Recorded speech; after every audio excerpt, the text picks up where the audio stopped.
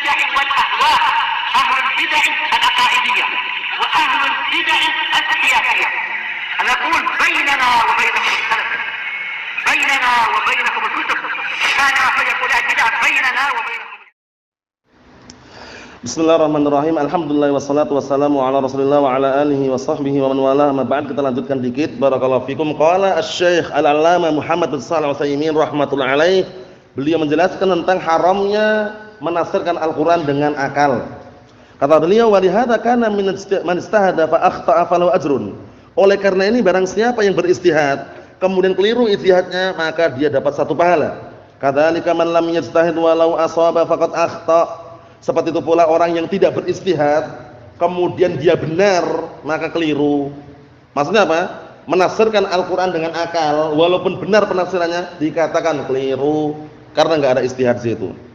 Idza kana ma takallama fihi laisa mahallan istihad. Kata beliau faqad akhta idza kana ma takallama fihi. Maka sungguh dia telah keliru walaupun benar. Tapi dia tanpa istihad tadi karena akal. Nah, idza kana ma takallama fihi laisa mahallan istihad. Apabila dia berbicara pada pembicaraan tersebut yang bukan tempatnya untuk beristihad. Karena akal bukan. Akal ini hanya membantu saja. Nah, landasan pokoknya dalam menafsirkan apa Al-Qur'an, As-Sunnah, kemudian aqwal as-sahabah, bukan akal. 6.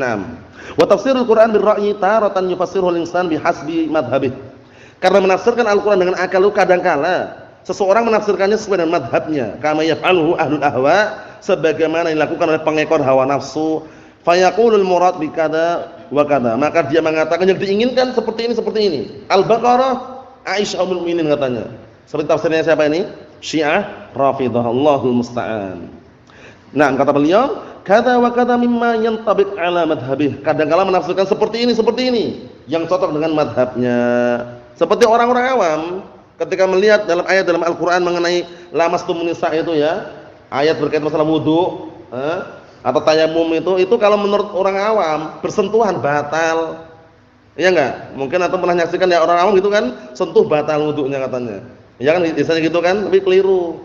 Yang tepat apa yang tepat? Yang tepat hatta walaupun bersentuhan dengan istri atau bahkan dengan perempuan ajnabiyah tapi enggak boleh, tetap enggak batal. Paham ya? Yang batal kan bukan bersentuhan tapi apa, Ihsan? Yang batalkan wudu, lamastum apa maknanya itu kata para ulama ahlu tafsir?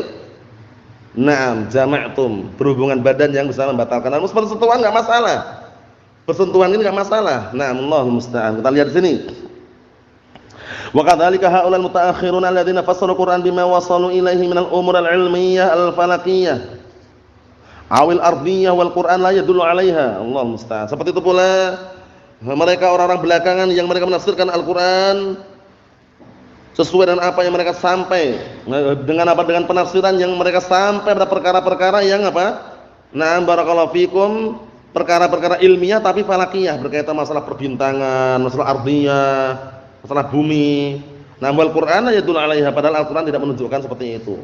Ditafsirkan dengan penafsiran yang batil itu ya. Nah, fa innaha yakunun qad fassarul Qur'an bi ara'im. Berarti mereka telah menjadi orang-orang yang menafsirkan Al-Qur'an dengan akal-akal mereka. Idza kana Al-Qur'an la yadullu 'alaihi la bi muqtadan nas wa la bi muqtadal lughah. Apabila Al-Qur'an saja enggak menunjukkan akan tafsir tersebut, tidak dengan penunjukan dalil, tidak pula dengan penunjukan bahasa Arab, fa hadza huwa ra'yuhum wa la yajuzu an yufassiral Qur'an bi hadza.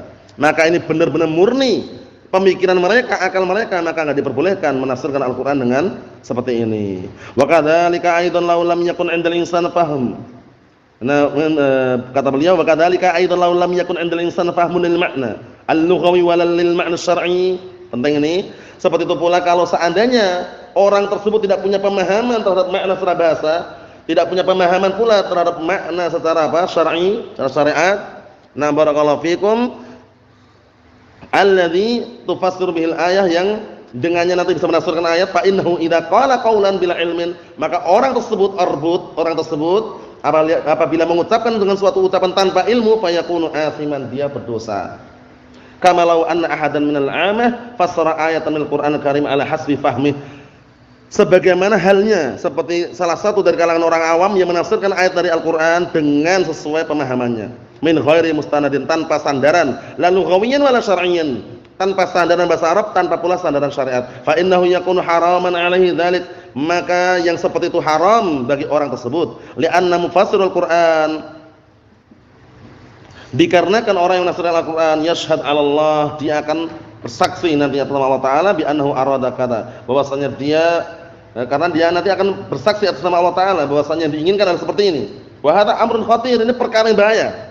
Enggak boleh sembarangan menafsirkan Al-Qur'an ya, harus dengan bimbingan para ulama al-mufassirun. Li'anna Allah harrama 'alaina an naqula 'alaihi ma lam na'lam, dikarenakan Allah telah mengharamkan kita berbicara tanpa ilmu. Qul innama harrama rabbiyal fawahisha ma dhahara minha wa ma batan wal itsma wal baghya bighairil haqq wa an tusyriku billahi ma lam yunzil bihi sultana wa an taqulu 'ala Allahi ma la ta'lamun. Syahidnya ini, wa an taqulu 'ala Allahi ma la ta'lamun, dan haram, Rabbku telah mengharamkan kalian berbicara atas nama Allah pada perkara yang kalian tidak mengetahuinya.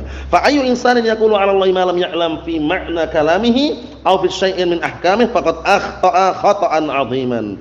Maka siapapun orangnya berbicara atas nama Allah pada perkara yang dia tidak punya ilmunya, tidak punya ilmu sama sekali, tidak paham masalah makna ucapannya, tidak paham pula mengenai hukum-hukumnya, maka sungguh dia telah terjatuh dalam kekeliruan dengan kekeliruan yang sangat besar.